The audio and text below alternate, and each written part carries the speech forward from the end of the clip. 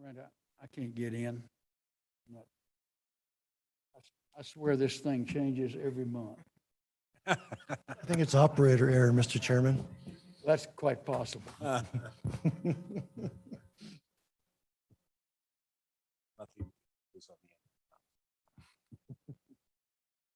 Error between keyboard and chair.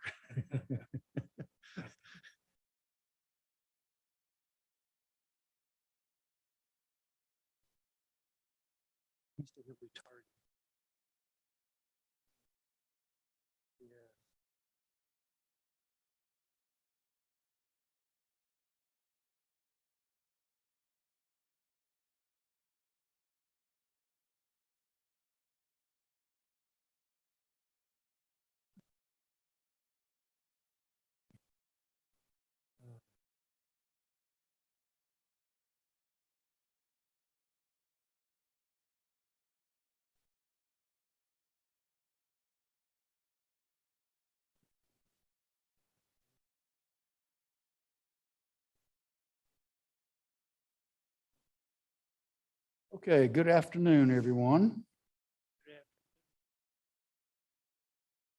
It is 3:33 by the clock on the wall. And this is the July 11, 2022 meeting of the Meridian Transportation Commission. Roll call, Mr. Ballard. Present. Mr. Shoemaker. Here. Mr. Lancaster emailed that he was on his way. Myself, Mr. Hopkins. Here. Mr. Lewis. Here. Mr. Smith. Here. Mr. Leclerc. Here. Mr. Leckey. Here. Sean Martin. I understand he's out of town. Carl Miller. Welcome. R.D. Huntley. Allison Taysom. Here. And Justin Price. Okay. The first item on the agenda is the adoption of the agenda. I don't have any changes, staff? Any changes? Anyone else? Okay, a motion and a second, please, to adopt the agenda. So moved. A motion, Mr. Lewis, I believe, and second by Mr. Ballard. All in favor, say aye. Aye. Any opposed? Aye. They are approved. The approval of the minutes of June 6. Anyone have any questions or comments?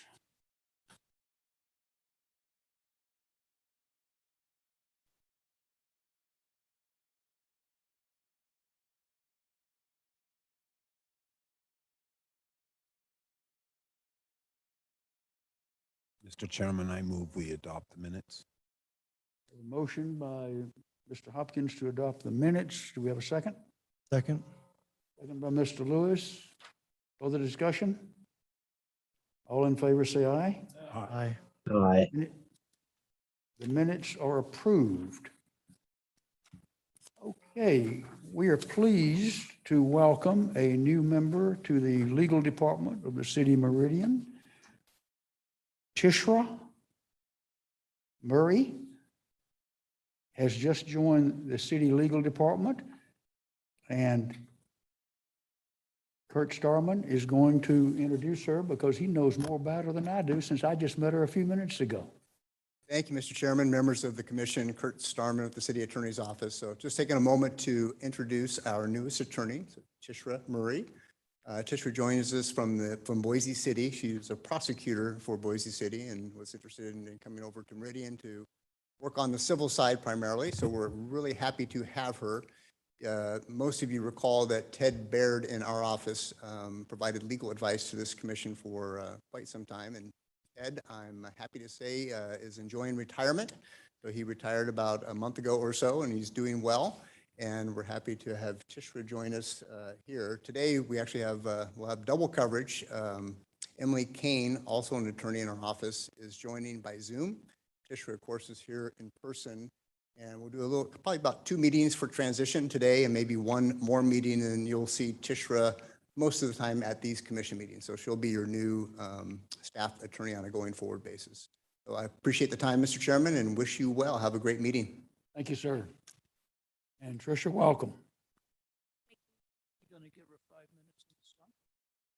Mr. Ballard would like for you to give us a 5-minute biography. That's usually a tradition that we. We're okay. We're okay. Blow their horn. It's a maximum of 5 minutes, not a required, right? Up to, but not included.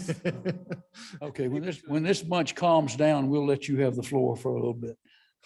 Go ahead.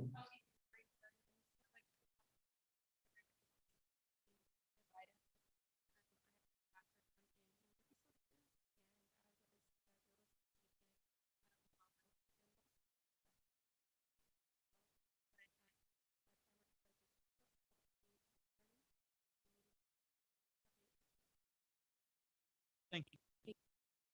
Any questions? Again, welcome. Thank you, ma'am. Okay, next item is the old business with the transportation projects update, and Mrs. Carson is going to walk us through that. Thank you, Mr. Chair. There were updates. Those are in bold, starting on page 6 in your packet. As per usual, I won't read all of those updates. I'm going to highlight a few though. There on page 6, the Overland to Franklin project, the design is underway for that project. ITD did publish their draft FY 23-29 ITIP, and the construction funds for this project are not yet programmed in that ITIP. There's an opportunity for comments. There's a link there in your packet where you can send comments. Watch for some information from city staff, myself or Caleb over the next few days, and we'll send out some information about what those comments could look like, some drafts, and we would urge you to comment if you feel as strongly as we do about the Linda Road Overpass project in support of having that added to the ITIP. If I might ask,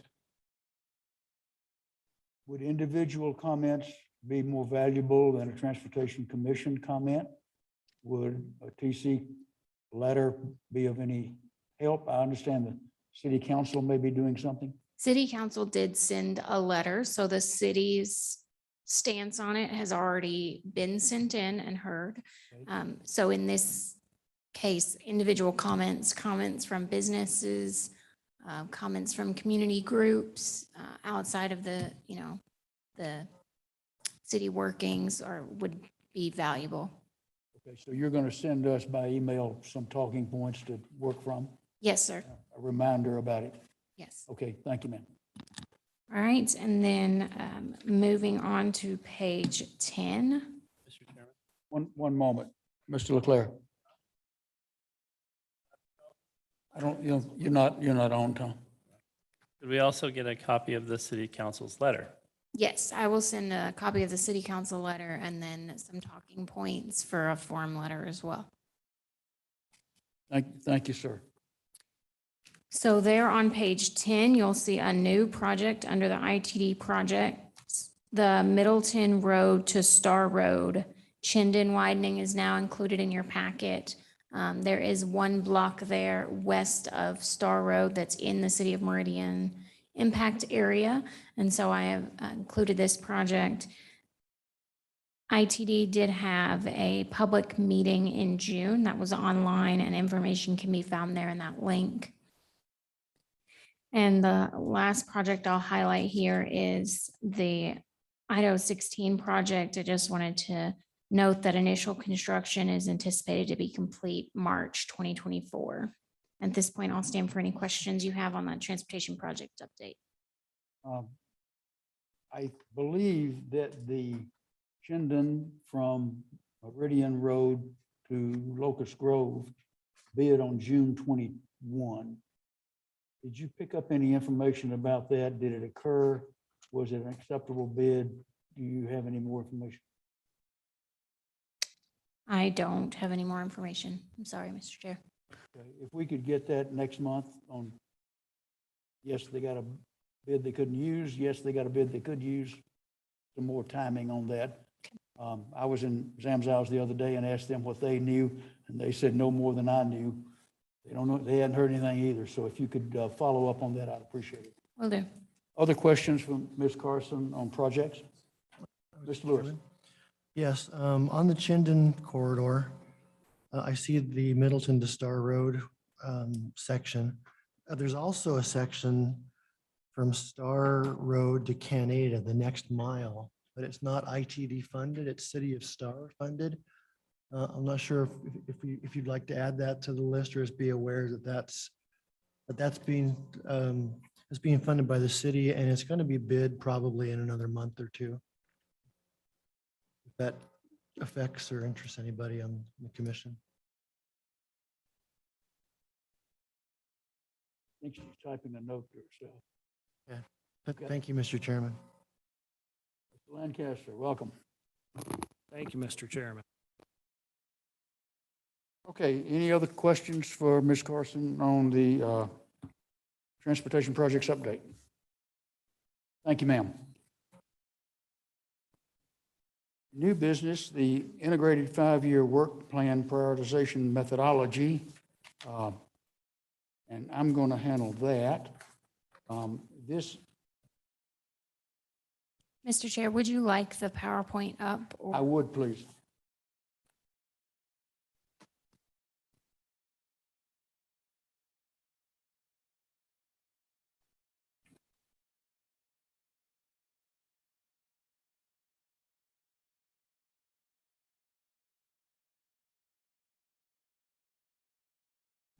I sit on that subcommittee of the ACHD by virtue of being on the CAC.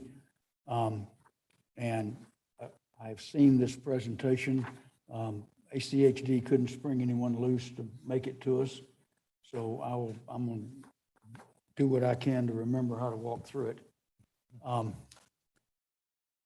This is the latest meeting that we held, was on May the 20th, primarily with the consultant for our peers who was working on this for us. Next slide, please.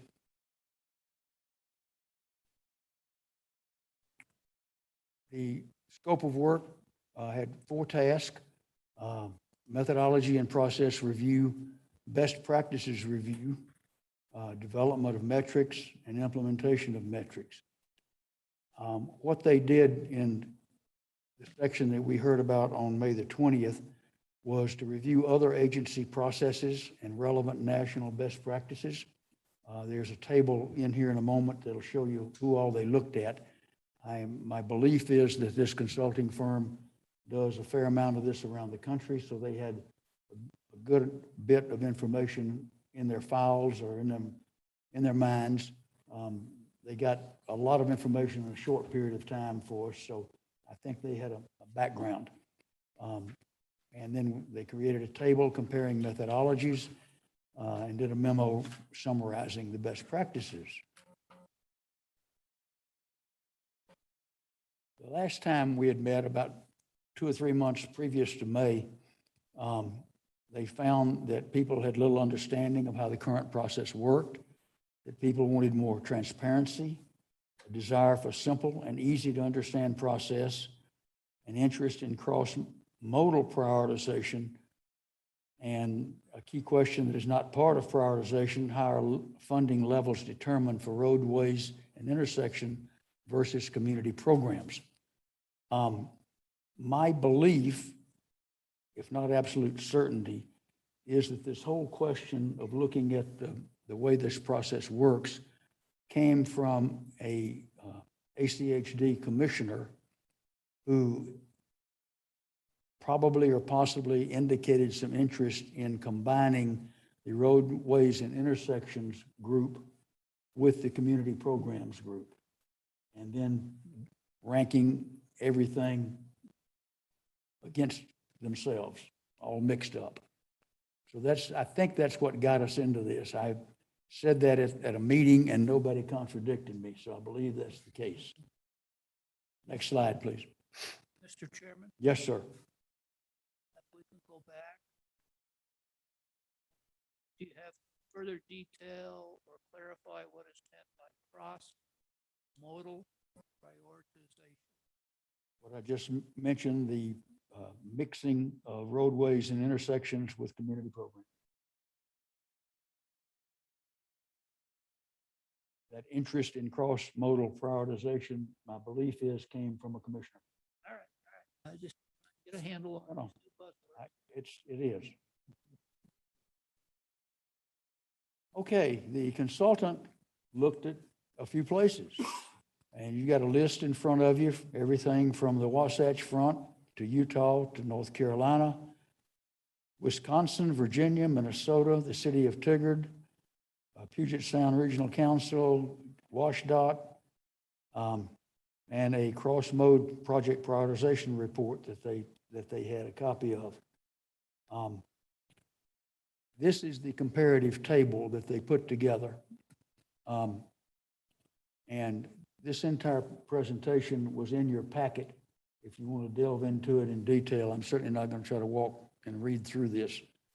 But you can see that things varied between the different groups that they looked at. The most interesting thing on this table to me was the meter in the middle of the table, the level of complexity. And Virginia turned out to have the highest complexity. Ada County Highway District was medium to low, and you can see the others that are on there. And then they listed pros and cons about the way each of these entities prioritize their funding.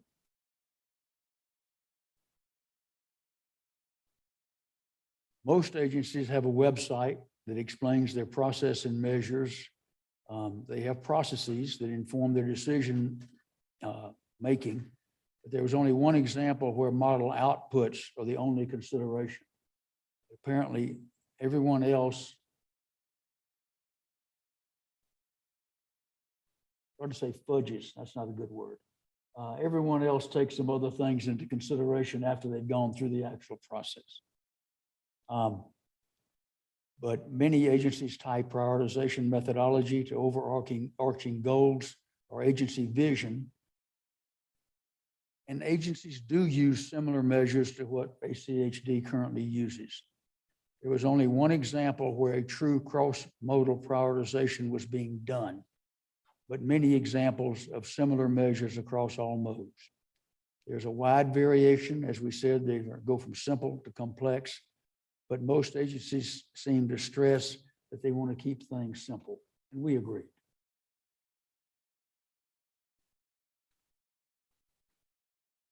Focus on transparency has to do, as said earlier, with websites, application process, posting the documentation and results, and posting of available data sets.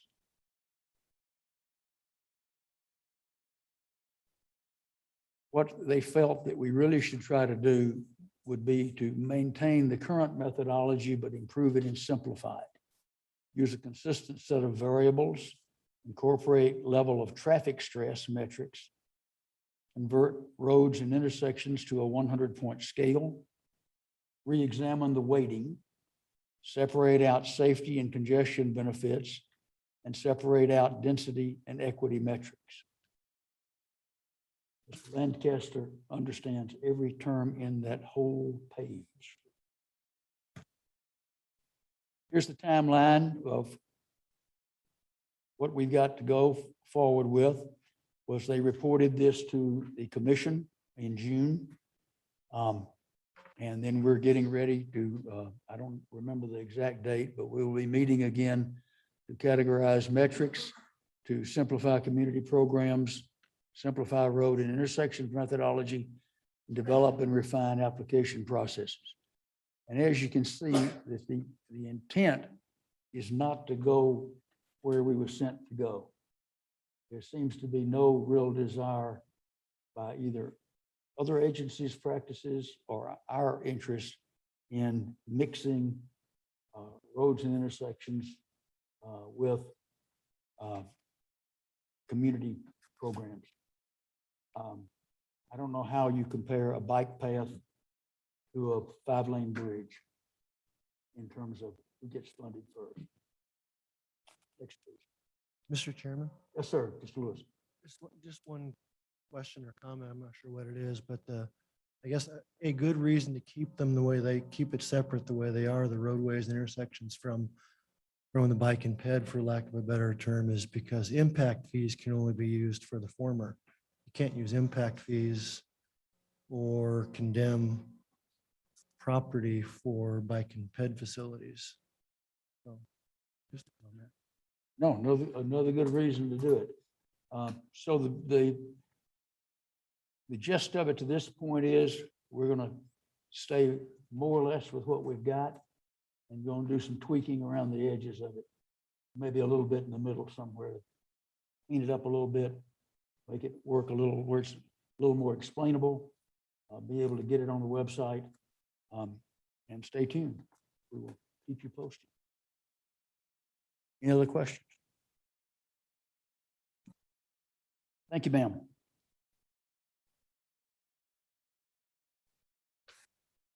Mrs. Carson has the staff communications for us next.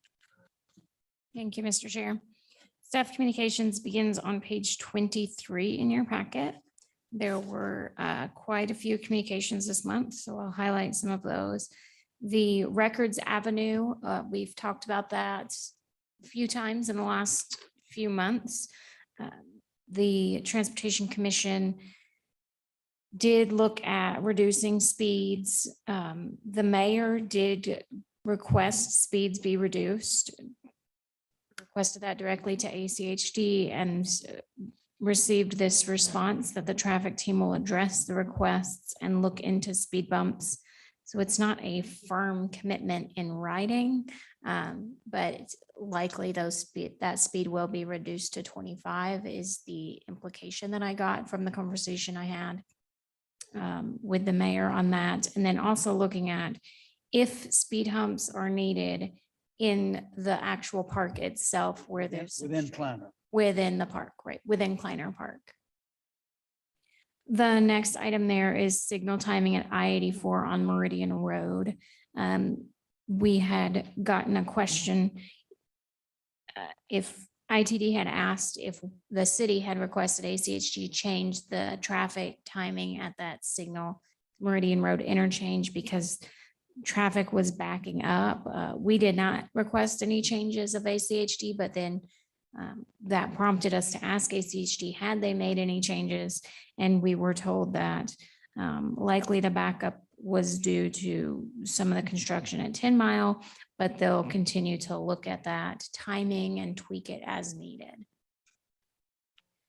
We received a citizen complaint regarding no parking signs that had been installed in the Woodbridge neighborhood off of Locust Grove.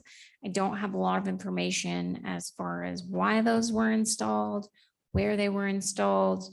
I just wanted to get this complaint into the packet so you would be aware of it, and I'll have more information next month on why those were installed. Chairman, may I ask a question? Mr. Ballard, you may. Trying to recall. Did this topic come up with any previous sessions by way of example? We had a number of conversations about parking in and around high schools. Do not today's meeting of this conversation about parking challenges, access to Woodbridge. Just kind of curious. So Sure. I'm sorry, Miranda. We couldn't hear Mr. Ballard online. Ms. Kane has something to say. Ms. Oh. Kane? Sorry, we couldn't hear Mr. Ballard online. I don't know if it's a microphone issue or a Zoom issue. I'll read. Miss Kane, I'll cut to the chase. Okay. I don't recall this topic coming up before this commission, although we've looked at it before. And so I'm just kind of curious how this transpired without a conversation here at the commission. Thank you. So a little bit of history on Woodbridge that I do know. It's not directly adjacent to a high school. So it's not one of the neighborhoods that I remember ever having come before the Transportation Commission in my time here at the city or when I was on the commission before. This is a neighborhood that has a lot of through traffic, especially with Magic View having opened, going out to Eagle.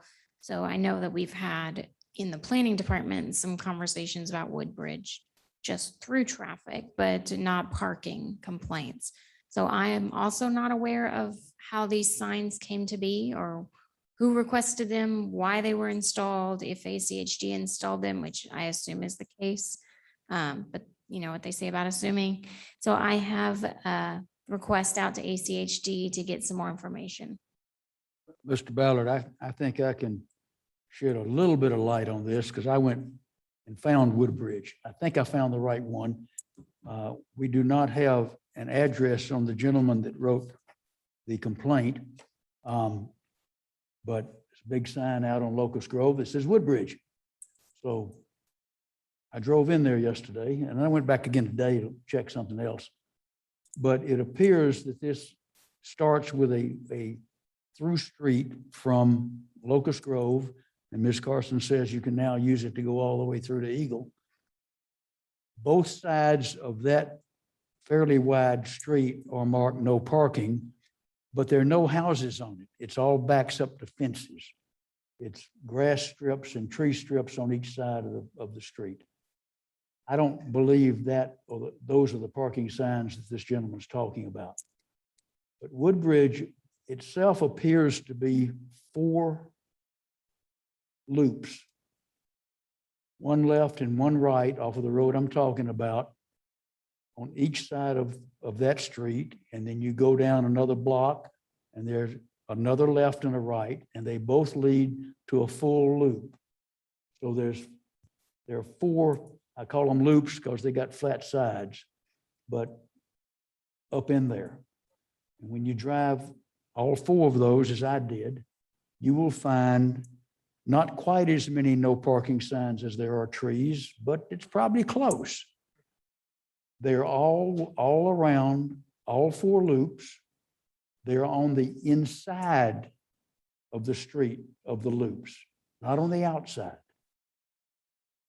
So there are places to park in those loops if you're not on the wrong side of the road. On Sunday, nobody cared. There were cars parked everywhere. The only problem they had with no parking signs was hitting their doors on the pole that they're put on. Because they just park wherever they want. I paced it today curb to curb and got about 30 feet on those loops.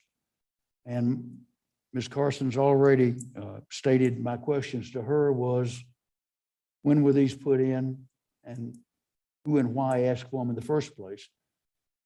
I don't have an opinion whether they should be there or not, but I think I can understand why the gentleman wrote the note that he did. But I think we need more information, and Ms. Carson plans to bring it back next month and tell us more, I presume. Questions? No, I appreciate that. Thank you. The next item was a citizen inquiry regarding the widening of Chindin, and that's included in the packet. Just so you're aware that that's a topic of conversation in the community. The blue tick micropath conversation, if you'll remember, we spoke about that. I don't know if it was the June meeting or the May meeting, but we've spoke about it a few times. It's that Mountain View High School neighborhood there. It's the Ravenhill neighborhood that goes adjacent to Mountain View High School. And there was a couple of citizen requests. We received 2 for the micropath to be gated so that students and community members couldn't walk through there. That neighborhood is no parking Monday through Friday during school hours. So the concern now is after school, when there's after school events or sports events, there are parents parking in that neighborhood and students using that micropath to walk across to the campus, community members using that. So after lengthy discussions between Meridian Fire, Meridian Police, planning staff, the school district, and ACHD staff, it was determined that micropath will remain open as it is required by the fire department. So I misspoke last month when I said that the 2 accesses to the north were enough for the fire department. There is a requirement that those accesses be a certain distance apart, and they are too close to be required to be considered 2 accesses. So that micropath is required by the fire department and will not be blocked. We did communicate with the school district, and I got a response today. It's not in your packet because I just got it today. I got a response today that the regional director will reach out to the principal to send some information out to parents, asking them to please not block driveways, mailboxes, those things when there are events at the school. Ms. Carson, did you raise with the fire department yet my question about their ability to get through there? I did not. I'm sorry. I- Mr. Chair. I went and looked at that again yesterday. I think you should. It There was. strikes me that a fire truck could high center trying to get over that hump between There those gates. was some discussion in one of the meetings about the fire department going through it. If I recall, it was not whether they could get through, it was whether the pipe that's underneath that access would hold a fire truck. And the consensus was the fire truck could get through one time, and then we'll see how it gets out. No, it really only needs to get in one time. So, Okay, I want to go back, if we may go back to the widening of Chindin citizen inquiry. yes, Have y'all responded to that citizen? I have not, that's not a request that was sent directly to me, so I'm not sure if, I assume that Caleb has responded, but I'm not sure. Could you follow up and see that we know the answer to it? Could you see if someone's corresponded back to him? Yes, Mr. Chair. Mr. Chairman, may I ask a question? Yes, sir. Does this inquiry, the Meridian Road to Locust Grove, that section line road to section line road, which is a mile of Chindin. So is there some requirement that the developer of Orchard Park widen a mile of road? No, this ITD is going to widen it. They took bids on June 21 is my information to widen that access. Property's been acquired, and it's a matter of construction contract and yellow iron on the ground. So it's not the developer's responsibility, but ITD's responsibility to widen that mile of road? Apparently so. Okay, I just curious. Yeah, I'm not sure where the developer got into this. It's ITD's widening it. It's part of the entire Chindin from Eagle to Caldwell widening process. Ms. Carson agrees with me because she nodded her head and smiled. It is part of the Chindin West project. And it's going to happen. No, I understand that. I'm just kind of, I don't know where he got the Mr. Chair. developer part. Mr. Chair, if I can, in some cases, and I'm not sure if this mile block is applicable to that, but in some cases, they do have developers pay in to widen those roads, and then they use the funds later on down the road, no pun intended. Yeah, But part of so it- that may be what's happening here. Again, I don't know in this one block if the developer paid in. I don't want to say on the record that they did or that they didn't, because I'm not sure, but usually that's how it's done. you look back on Chindin at Locust Grove, the south side from from Linder East, there was money that came from the Winco area, huge development that went into helping do that. I know I heard that before. It was part of the, what's the tax anticipation system they use? STAR funding. Yeah, but I don't know what the funding is for the one we're talking about.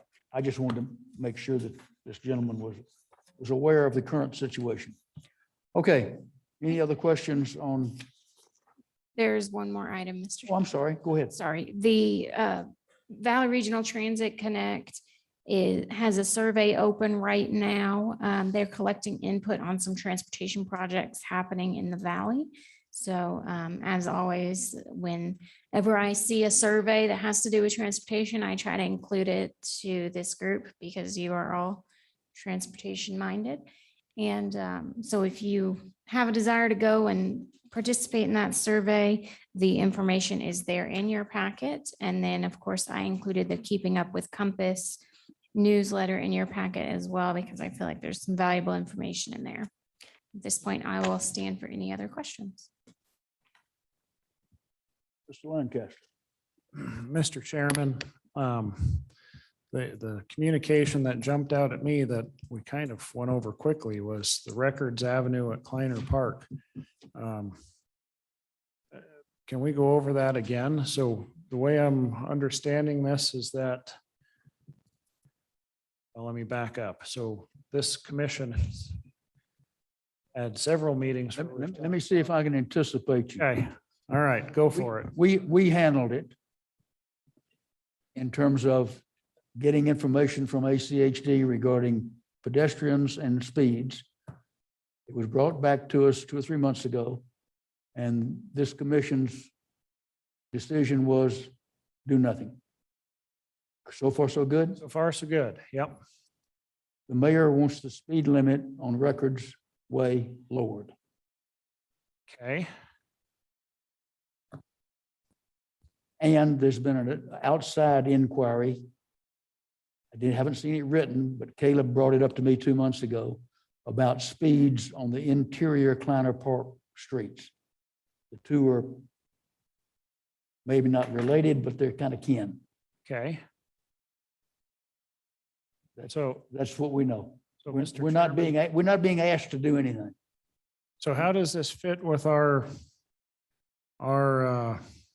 responsibilities, Mr. Chairman? So if I look at the city code, it says duties and powers of the commission, number 7, review and make recommendations to city council on rules and regulations related to speed limits.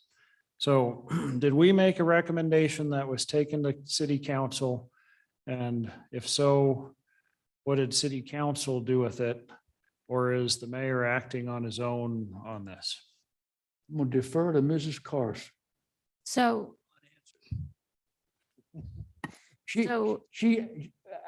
I think I know, but I'm sure she knows better. so in this case, the Transportation Commission did their advisory duty to make a recommendation one way or another. The ACHD, there was some staff conversation in the mayor's office and in planning about what would be the next step if we still wanted to pursue the lower speed limit. And because city code already says that our kind of default speed limit, I don't think that's the way it's worded, but our default speed limit in our city is 25 miles per hour. So there was no code change needed to request this action be taken. So the mayor, and I'm not sure what conversations he had with city council, but the mayor did have a conversation directly with ACHD director to request this speed limit be reduced to 25. From 30. From 30 to 25, yeah. But there is not a request for the crossings that were also on the table, so.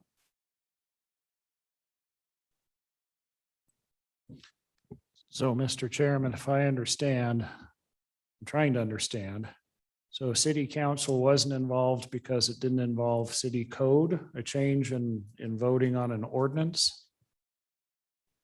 So the executive branch of city government took it upon themselves to act. Is that what I'm understanding? I do not know, and maybe Ms. Carson does, whether or not our decision to not make any recommendation regarding Records Way speed or ped crossing actually went up to city council. I do not know. No. You remember? I didn't send any because Okay. there was no recommendation, no action. We did inform the mayor's office that there was no action taken on the item, but there was no formal letter written to city council saying, don't change the speed limit. It was just a communication to the mayor's office that this body had chosen to take no action on the item. So, Mr. Chairman, do we need to be more explicit in the findings of this commission? Up to the commission. I see Commissioner Leclerc nodding, Mr. Chairman. Mr. Chairman and Commissioner Lancaster, I think so. I think too often we sort of come to a consensus and move on, and it makes sense to us. But to spend an extra 5 minutes and pass a motion that says we are opposed to lowering the speed limit, we are opposed to speed bumps in Kleiner Park, we are opposed to a striped crossing, because these don't make engineering sense to improve safety on Records Avenue or the park.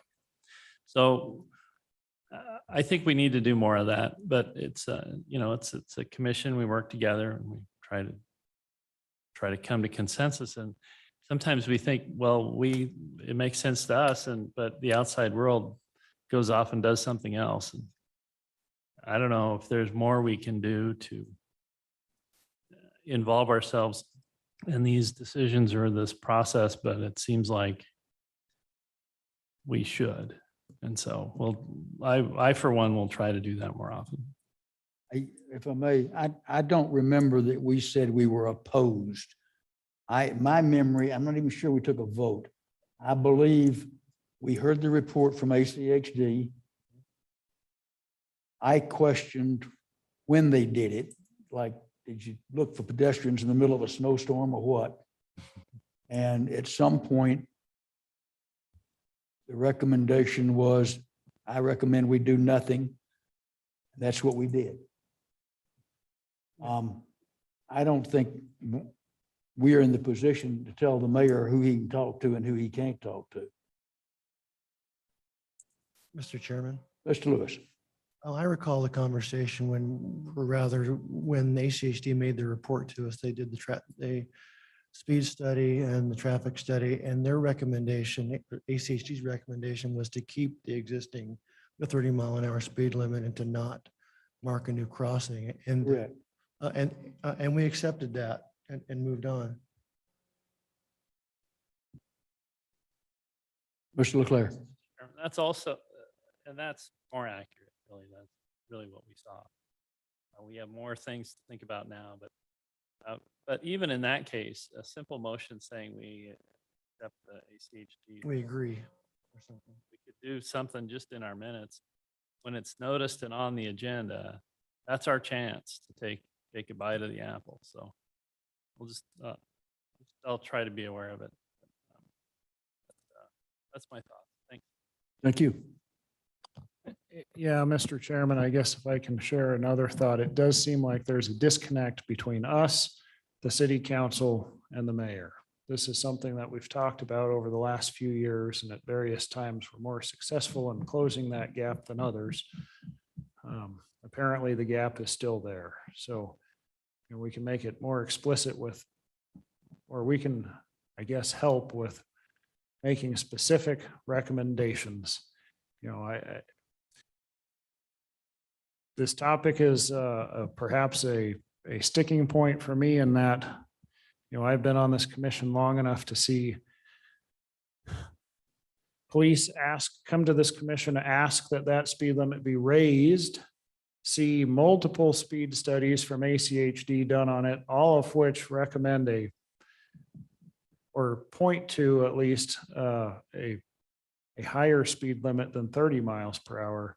And then to have a party, in this case, the mayor, who seems to be outside of all of those discussions, to recommend something different after, all these steps that we've been through is a little bit frustrating, right? So how, Mr. Chairman, do we help close that communication gap? I guess that's my question and my assignment for you, if you will.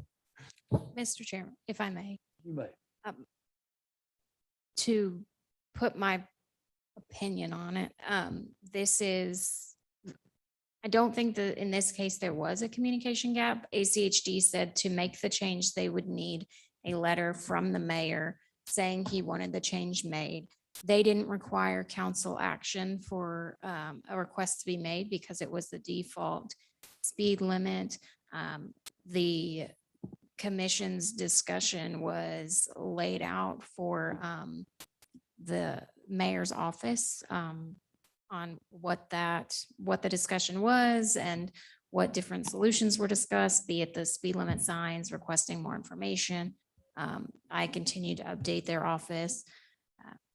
And in this case, it was just decided not to go with the advice of the commission. And I know that's not a popular decision and it makes everybody squirm in their chairs a little bit. I do think that there are going to be cases though, when as an advisory commission, the city values your opinion to the utmost. We know that you're professionals and that's why we have you all here and we appreciate the volunteer time that you put into reviewing these things.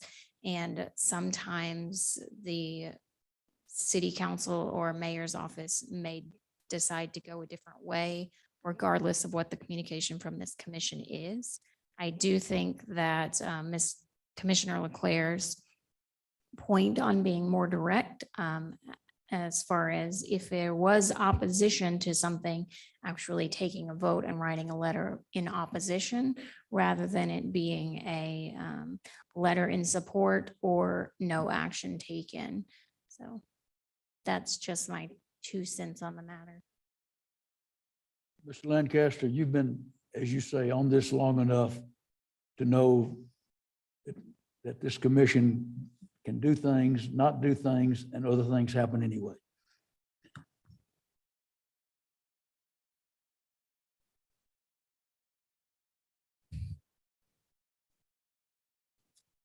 So I hear you. We hear you. What do we do now? You gonna make a motion about anything? Well, not today, Mr. Chairman, but I guess Would you like this? Following Would you Mr. like this put Leclerc's- on next month's agenda?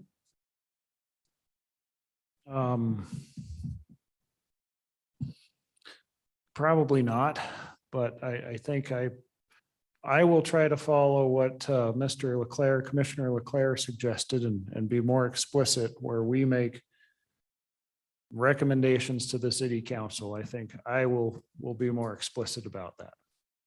Yeah, and just to close the loop, I don't know that this ever went before the city council. It didn't come to us from the city council.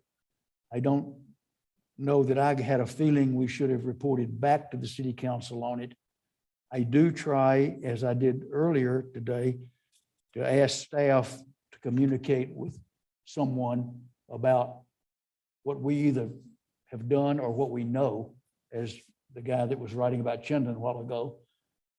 And when we get to some point on the Woodbridge area, we'll communicate back with that gentleman what we learned and what we think about it. I'm very big in getting back to people. I understand, but the council wasn't involved. I mean, you've gone there a couple of times, but I don't think the council was a party to any of this. The complaint originally came from the 55 and over building, condo building. It sits on the corner of River Valley and Records Way. And they came, made a big presentation. We looked at it. We asked ACHD to investigate it. They came back, they gave us their answer. We said, don't do anything. Now, what I don't know, if, Ms. Carson, did we ever correspond back to the condo people? Yes, Mr. Chair, I did respond and let him know what ACHD's take on it was and what this commission's take on it. Okay. Which is what I think was our responsibility. Yeah, and Mr. Chairman, I appreciate all that, and I understand that the interaction between the mayor and city council is perhaps an interesting subject, and one that I might pursue with you, Mr. Chair, or Commissioner Leclerc, having experience there as city councilors in the past. So I appreciate the discussion. I will parenthetically say that I got on a city council once because I'd been on a transportation commission and got tired of not being heard. So there's always that. They're going to be, check the new districts, the map's over here, and feel free to throw your hat in the ring. Okay. Future meeting topics. We've got the ACHD Capital Investment Citizens Advisory Committee update, which I will be doing as the representative to that for the city at a future time when there's something worth reporting. The blue tick micropath is on the future meeting topics because I want it kept on there. You've heard Ms. Carson's comments today, more information about fire department, police department, parking, et cetera. I would like to leave it on without having it necessarily come up next month. I want to talk to Sergeant Dance a little more about that. I have heard his comments to our request for watching a particular area or neighborhood or enforcing no parking signs or something. And we quite often get a, if we have time type of answer. I'm not sure exactly what the situation is here, but I can tell you this, if we tell him to go over in Woodbridge and enforce those no parking signs and he says, okay, they better take a case of ticket writing tape to go in their machines because they're going to burn it up. There were at least 50 cars parked on the wrong side of the street on Sunday over there. So, Miss- yes, ma'am. Mr. Chair, if I may, you did remind me that on the blue tick issue, we did hear from police that they'll do some targeted patrols of the area to make sure that there aren't vehicles blocking driveways during those events. Okay. Thank you, ma'am. Mr. Chairman, Hopkins. is there a park there? What's the attraction with that area? Neighbors and visitors. There's no park, not right there, not where this parking situation is that I saw. Huh. It's literally a 4-block, 1 block on each side of 4 sides of a loop. And apparently a lot of cars, a lot of people, and there were, no, it's not a school overflow. It's not a park overflow. It's a neighborhood thing. And I'm still curious as to why they marked one side of it, no parking. I expected to find both sides marked no parking, but they're not. Oh, there we go. Thank you, ma'am. That's Locust Grove on the left running vertically, and Woodbridge Drive cuts through the middle. It's marked no parking all the way across to beyond the pool to where it tees. And so are the entrance drives into the 4 loops, and the interior of the 4 loops is marked no parking. So in summary, the entire subdivision is marked no parking On one side of the loop streets. on one side of the looped streets. Now, Mr. Interior Chairman. loops, yes, all right, on the inside. Mr. Chairman, Yes, sir. if I had to wager on this, and you said you paced off 30 feet, but like curb to curb roughly. My guess is that the fire department requires 20 feet clear for their fire engines. And so someone decided to prohibit parking on one side of the street to keep 20 feet clear. That's my guess at this point. It could be that simple. Mhm.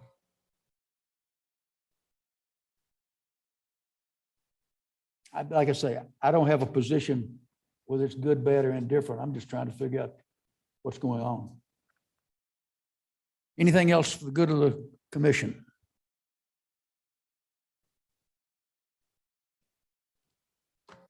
Motion to adjourn. So moved. Second, We have a motion from Mr. Hopkins, a second by Mr. Lewis. All in favor? Aye. Thank you all. 4:27.